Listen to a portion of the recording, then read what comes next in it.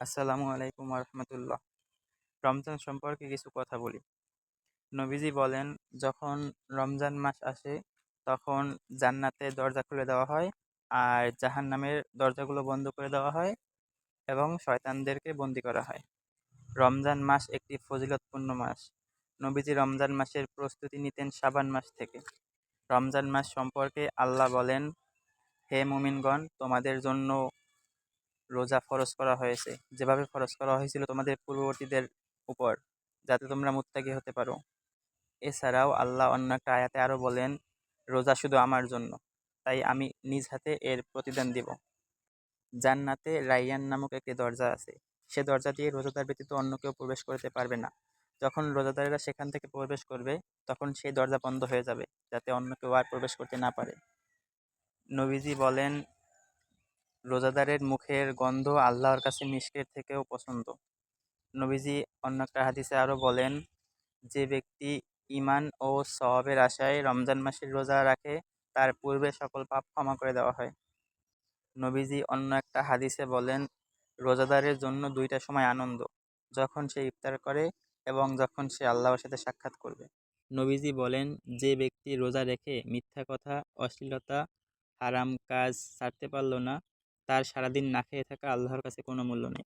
অন্য একটা হাদিসে নবীজি বলেন, রমজান মাসে ইফতারের সময় বেশ কিছু সংখ্যক লোককে জাহান্নাম থেকে মুক্তি দেওয়া হয়, আর এটা প্রতি ইফতারের সময় ঘটে। রমজান মাসে কুরআন নাজিল করা হয়। রমজান মাসের ফজিলত। রমজান মাসে একটা নফল ইবাদত অন্যান্য মাসের একটা ফরজের সমতুল্য। আর একটা ফরজ কিরকম, কারো জীবন থেকে যদি একটা ফরজ হারিয়ে যায়, সে যদি হাজার লক্ষ বছরও নফল ইবাদত করতে থাকে, তার ওই একটা ফরজের সমতুল্য হবে না। কিন্তু রমজান মাসে একটা নফল একটা ফরজের সমতুল্য। এবং রমজান মাসে এক একটা আমলের সওয়াব 10 গুণ থেকে 700 গুণ বৃদ্ধি করে দেওয়া হয়। আপনি রমজানে যেই ভালো কাজটাই করেন না কেন, এটাকে 10 গুণ থেকে 700 গুণ বৃদ্ধি করে দেওয়া হয়। তো রমজান মাস আমলের মাস। নবীজি রমজান মাসে বেশি করে আমল করতেন, বেশি দান সদাকা করতেন। তো আপনারা কি আমলের কথা ভাবছেন আমি জানি না, তবে যদি একটা আমলের কথা না ভেবে থাকেন, টার্গেট না রাখেন, তাহলে আপনার রমজান এমনিতেই কেটে যাবে। সামান্য কিছু করা হবে, এভাবে কেটে যাবে। কিন্তু যদি আপনি একটা টার্গেট রাখেন, তখন আপনার সেটা পূরণ হওয়ার সম্ভাবনা অনেক বেশি থাকবে। আর যদি আপনি এরকম কোনো একটা টার্গেট না রাখেন, তাহলে আপনি কষ্ট হলে আর কিছুই করবেন না, করবেন না। কিন্তু আপনার একটা নির্দিষ্ট টার্গেট থাকলে আপনি কষ্ট হলে সেটা পূরণ করার চেষ্টা করবেন। যেমন কেউ কোরআন খতম করতে চায়, এটা ভালো, মাশাআল্লাহ। আর যারা কোরআন খতম করবে না, আমি তাদের জন্য একটা আমলের কথা বলবো। এটা আবশ্যক না, তবে আমার কাছে সব থেকে বেস্ট মনে হয়। সবাই হয়তো এই কথাটা জানে যে সূরা ইখলাস 3 বার পড়লে 30 পারা কোরআনের সওয়াব দেওয়া হয়। সূরা ইখলাস পুরো কোরআনের 1/3। তো আপনি যদি একবার সূরা ইখলাস পড়েন আর আপনাকে কম করেও সওয়াব দেওয়া হয়, তাহলে এর 10 গুণ করে দেওয়া হবে। আর 10 গুণ করা মানে 3 বার কোরআন খতম আর 10 পারার সওয়াব। মানে একবার সূরা ইখলাস পড়ার ফজিলত আপনি 3 বার কোরআন খতম দিতে পারতেছেন, আরও 10 পারার। এইটা সর্বনিম্ন সওয়াবের কথাটা বললাম, কিন্তু এটাকে তো 700 গুণ পর্যন্ত দেওয়া হয়। তাহলে 700 গুণ পর্যন্ত দেওয়া হলে আপনার একবার সূরা ইখলাসে এমনও হতে পারে যে আপনার 200 বারও কোরআন খতমের সওয়াব আল্লাহ দিতে পারেন, যদি আল্লাহ চান। তো আমরা সর্বোচ্চ না যাই, আমরা মধ্যম পর্যায়ে রাখি আমাদের সূরা ইখলাসটাকে, যে আমরা এতটুকু ফজিলতের আশা করি, আর 70 করে ধরতে পারি। তো আপনি যদি প্রতিদিন 1000 বার সূরা ইখলাস পড়েন আর এটাকে 70 বারের হিসাব করেন, তাহলে 70,000 বার। আর আমার মতে আপনি যদি সূরা ইখলাসটাকে সম্পূর্ণ মনোযোগের সাথে পড়েন, তাহলে এটা 700 গুণ বাড়িয়ে দেওয়ার সম্ভাবনা থাকবে। আর যদি আপনি একটু অবহেলা করে, যেমন যেমন আপনি কাজ করতেছেন আর পড়তেছেন, আপনার মন সূরা ইখলাসটার প্রতি এতটাই না, আপনি কাজের প্রতি ব্যস্ত, মুখে পড়তেছেন, এক্ষেত্রে 10-70 হতে পারে। তো যাই হোক, আমরা 700-তে না যাই, আর 10-এ না, আমরা 70-এর আশা রাখি। 70 করে যদি আমরা হিসাব করি, তাহলে যদি আমরা 30টা রমজানে, ঠিক আছে, 1000 বার করে পড়ি, তাহলে 30 গুণ 70, 21 লক্ষ বার। তো যেহেতু সূরা ইখলাস পুরো কোরআনের 1/3, তাই ওইটাকে 3 দিয়ে ভাগ করব, তো 7 লক্ষ বার। তো আপনি যদি প্রতিদিন 1000 বার করে সূরা ইখলাস পড়েন, আপনার মাস শেষে 7 লক্ষ বার কোরআন খতম দেওয়ার সওয়াব আল্লাহ আপনার আমলনামায় দিয়ে দিবেন। আর যদি আপনি এটা না পারেন, আপনি যদি 500 বার করে পড়েন, তাহলেও আপনার 3.5 লক্ষ বার কোরআন খতম দেওয়ার সওয়াব এক মাসে পেয়ে যাবেন, যদি আল্লাহ চান। তো আমি এই আমলটার প্রতি আপনাদেরকে উৎসাহিত করব।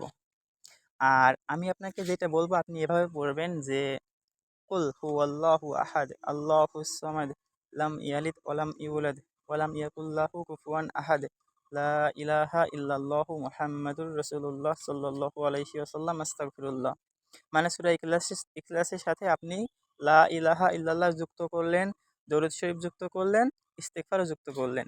একটার ভিতর আপনি কতগুলো, আপনার তাহলে প্রতিদিন 1000 বার সূরা ইখলাস পড়া হলো, 1000 বার লা ইলাহা ইল্লাল্লাহ পড়া হলো, 1000 বার দরুদ শরীফ পড়া হলো, 1000 বার আস্তাগফিরুল্লাহ পড়া হলো। ভাই, এর ফজিলত আপনাকে বলে শেষ করা যাবে না। এই লা ইলাহা ইল্লাল্লাহ এত দামি, নবীজি বলেন যে ব্যক্তি জীবনে একবার হলেও মন থেকে লা ইলাহা ইল্লাল্লাহ বলবে, তার জন্য জান্নাত ওয়াজিব হয়ে যায়। হতে পারে সে অনেক পাপ করলে সে তার পাপের শাস্তি পেয়ে হলেও জান্নাতে যাবে। মুসা আলাইহিস সালাতু ওয়াসসালাম একবার আল্লাহকে বলছিল, আল্লাহ আপনি আমাকে এমন একটা নাম শিখিয়ে দেন আপনার, যেটাতে শুধু আমি ডাকবো, অন্য কেউ জানে না। তখন আল্লাহ বললেন, তুমি লা ইলাহা ইল্লাল্লাহ জিকির করতে থাকো। তখন মুসা বলল যে এটা তো সবাই জানে। তখন আল্লাহ বললেন, এর থেকে বেশি ফজিলতপূর্ণ, বেশি পছন্দ আমার কাছে কিছু নাই। আর দরুদ শরীফের কথা কি বলবো, আপনি তো জানেন এর 10টা, দরুদ শরীফের 10টা ফজিলত আছে, আরও বেশি আছে। আমি সংক্ষিপ্ত করতে চাইতেছি ভিডিওটা। আর আপনার ইস্তিগফারও পড়া হলো, ইস্তিগফারেরও তো অনেক ফজিলত। যে ব্যক্তি তওবা করে সে এমন, তার জীবনে কোনো পাপই নেই। তারপর আল্লাহ তওবাকারীদের ভালোবাসেন, এটা কোরআনের আয়াত। তারপর নবীজি একটা হাদিসে বলেন, আমি দৈনিক শতবার ইস্তিগফার করি। এরকম অনেকগুলো আছে। তো পরিশেষে আমি আপনাকে যা বলবো, আপনি পুরো রমজানে প্রতিদিন 1000 বার করে এইটা পড়েন, সূরা ইখলাসের সাথে লা ইলাহা ইল্লাল্লাহ মুহাম্মাদুর রাসূলুল্লাহ সাল্লাল্লাহু আলাইহি ওয়াসাল্লাম আস্তাগফিরুল্লাহ। এটুকু প্রতিদিন 1000 বার করে পড়েন, কোনো ব্যাপার না। আমি গত রমজানে, আমার ঠিক খেয়াল করতেছে না, প্রথমে এটা আমার মাথায় আসে নাই, হঠাৎ আসছিল 10 রমজান শেষে না যেন 20 রমজান শেষে, তখন ওই 10 দিন না 20 দিনে যেন আমি ওইটা 20,000 বার পড়ছিলাম। আমার মনে হয় যে শেষ 10 দিনে আমি 20,000 বার পড়ছিলাম। আর রমজানে শয়তানকে বন্দি করা হয়, আপনার আমলে কোনো বাধা নাই। যদিও মানুষ যাদের নফস কুলুষিত হয়ে গেছে, খারাপ হয়ে গেছে, তাদের কিছু তো হবে, কিন্তু যদি কিছুটা ইমানদার আপনি হয়ে থাকেন, আপনার কাছে কোনো বাধা আসবে না, আপনার একদম সম্পূর্ণ ফ্রি। তখন আপনি দেখবেন ইবাদতে শান্তি পাবেন, ভালো লাগবে। আর অযথা মোবাইল চালানো বন্ধ করবেন, রিল দেখা বন্ধ করবেন। শুধু এই মাসটা একটু আমোদের প্রতি মনোযোগী হন, ঠিক আছে? ভালো থাকার চেষ্টা করবেন, আল্লাহ আপনাদের ভালো রাখুক, দোয়া করি। আর এটা পারলে পড়বেন যদি আল্লাহ চান। আসসালামু আলাইকুম।